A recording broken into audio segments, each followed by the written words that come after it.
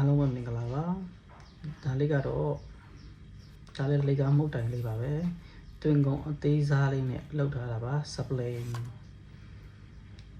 ခွင်းပုံစံအလှဆင်ထားတဲ့